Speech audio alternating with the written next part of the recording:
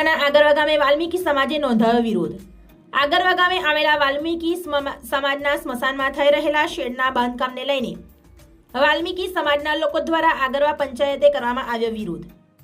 વાલ્મીકી સમાજના સ્મશાનના કચરાના નિકાલ માટેના શેડના નિર્માણને લઈને વાલ્મીકી સમાજમાં આક્રોશ જોવા મળ્યો। તાત્કાલિક ધોરણે બાંધકામ બંધ કરી દે તે જગ્યાએ સ્મશાન નીમ કરી આપવાની માંગ ઉઠવા પામી। મોટી સંખ્યામાં વાલ્મીકી સમાજના લોકો અને અગ્રણીઓ પહોંચ્યા આગરવા ગ્રામ પંચાયત। વર્ષોથી વાલ્મીકી સમાજના લોકો દ્વારા તે જગ્યાએ કરવામાં આવે છે અંતિમ વિધિ। કચરાના નિકાલ માટેના શેડના બાંધકામને લઈને વાલ્મીકી સમાજના લોકોની લાગણીઓ દુભાઈ।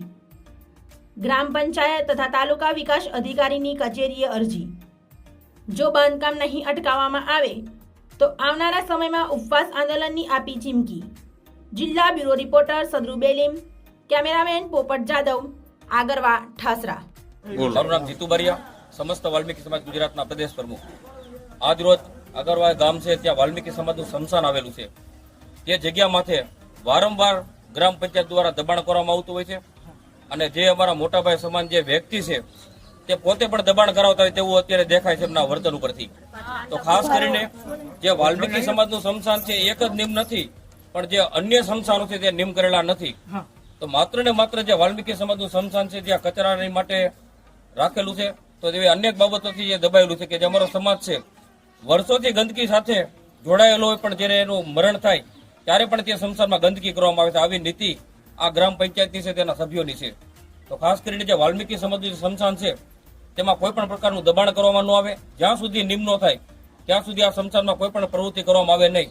તો જો આ પ્રવૃત્તિ કરવામાં આવશે તો તેની સામે ધરણા પ્રદર્શન કરીને કાયદેસરની અમારી જે ડિમાન્ડ છે તો ગ્રામ પંચાયતે અમારે આંદોલન કરવાની ફરજ પડશે। આ બાબતે દબાણ કરશે તો અત્યારે કોઈ કાર્યવાહી કરવામાં આવી નથી, પણ માત્ર ને માત્ર જે વાલ્મીકી સમાજનું સ્મશાન હોય એને ધ્યાનમાં રાખીને એમાં જ દબાણ કરવામાં આવે છે કે આ જગ્યા વર્ષોથી જે આપેલી હોય, જે પરંપરાગતથી જે અમારા સ્મશાનમાં જે સ્મશાન વિધિ થતી હોય અમારા જે પરિવારજનો છે તેની જગ્યાને દબાણ કરીને આ લોકો ગ્રામ પંચાયતમાં એક જ સ્મશાન નિયમ નથી એવી વાત કરીને અન્ય સમાજના સ્મશાનો છે કોઈના નિયમ નથી થયેલા, પણ માત્ર ને માત્ર દબાણ વાલ્મીકી સમાજના સ્મશાન ગૃહમાં થઈ રહ્યું છે અત્યારે હાલમાં।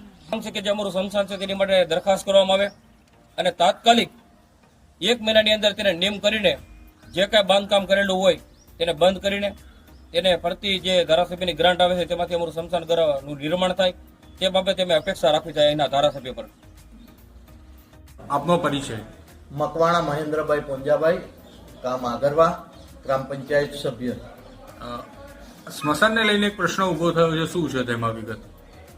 એ અનુસૂચિત જાતિના વાલ્મીકી સમાજના માણસો છે અને હું પણ રોહિત છું।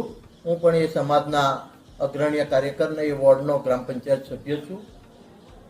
એ લોકોનો માગણી એવી છે કે એમની વસ્તી છે અંદાજે 101 જણોની વસ્તી છે અને જે જગ્યાએ અમે કમ્પોસ્ટ માટે જગ્યા બનાવી છે એ 10 બાય 10ની જગ્યા એ સરકાર અને ગ્રામની સુખાકારી માટે બનાવેલી છે। જ્યારે એ જે લોકો ત્યાં દફનવિધિ કે અગ્નિ સંસ્કાર કરતા હોય એ વિશાળ મોટી જગ્યા છે, ત્યાં એમને કોઈ હળચલરૂપ થાય એવું છે નહીં। અમારી રિક્ષા ત્યાં જઈ શકે, બંને બાજુ સાઈડમાં રસ્તો છે અને સરકારની કોઈ પણ પ્રકારની નિયમ કરેલી જગ્યા ત્યાં છે નહીં કે એમને એવી કોઈ જગ્યા ફાળવણી કરવામાં આવેલી નથી।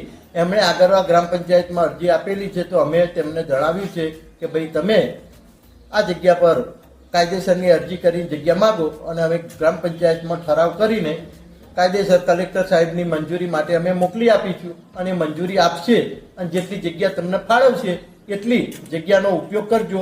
અત્યારે તમે જે રીતે ઉપયોગ કરો છો એનું અમને કોઈ પણ પ્રકારનો હોદ્દા હરકત છે નહીં।